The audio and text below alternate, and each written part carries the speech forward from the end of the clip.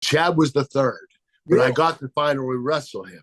I always wanted to wrestle him because he reminded me of me. But the other two are Bret Hart and Daniel Bryan.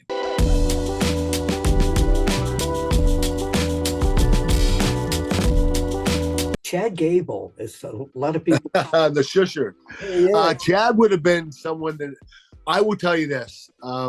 There are two people that I never wrestled that I would have loved to have wrestled. And Chad was the third, but Really? I got to finally wrestle him. I always wanted to wrestle him because he reminded me of me. But the other two are Bret Hart and Daniel Bryan.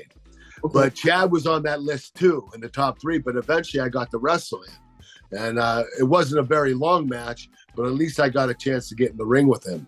That kid is incredible. He reminds me so much of myself. He's a little bit smaller. I think that's the reason why he hasn't been pushed as much as he should have.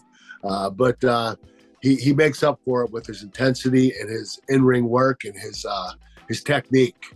Yeah. One of the guys I would have loved to have seen you against is Brad Rheingans. Brad, yeah, NCAA Division III champion in wrestling. He had a great career in Minnesota. I believe he was, wasn't he a promoter out there too?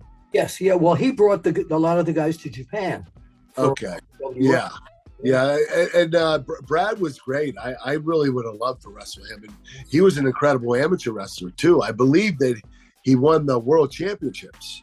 So he's a world champion, which is incredible. Yeah, he was quite a ring technician. So I'm going to hit you with two more people. One of them you just mentioned was Bret the Hitman Hart. That's my official imitation voice. The best there is, the best there was, and the best there ever will be. True. And how would you have wrestled Bret Hart in your prime? And in his prime, of course. Well, we would be trading off technique for technique, wrestle move for wrestle move. It would be more of a chess match because it's going to be very difficult to beat Bret Hart. And it's very difficult to beat Kurt Angle. But we would have to go. It would go back and forth. That match would be a seesaw match, and it would be a humdinger. And I think the fans would be surprised at the finish because I don't think it would be a dominating finish. I think it would be a quick finish, a roll up or something like that. I don't think either one of us would have the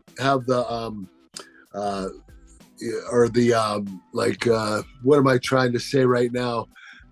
Would not be dumb enough to get beat. Is the word I'm looking for, I guess. And so Bret and I. It's really hard to beat either one of us, is what I'm trying to say. So it would be a chess match. No screw job finish on that one. No screw job, but a quickie. All right. And the other one you mentioned was, beside Bret, you said there were three guys. Geez, why am I forgetting? Daniel Bryan. Daniel Bryan. Oh my goodness, I would have. So how would you strengths, weaknesses? How would you have handled him? Daniel's weakness, his only weakness is his size. Yeah. But everything else, he's got it. The kid has the whole ball of wax. Getting in the ring with him, the problem with Daniel, though, he tends to beat himself up. A lot of his moves that he does, he bumps when he does offensive moves. Like the kick into the corner, he bumps on his back.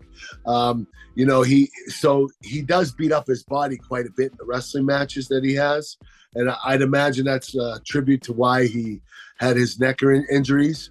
But I think that Daniel Bryan, I would, the way I would wrestle him is I would wait for him to make a mistake and capitalize on it.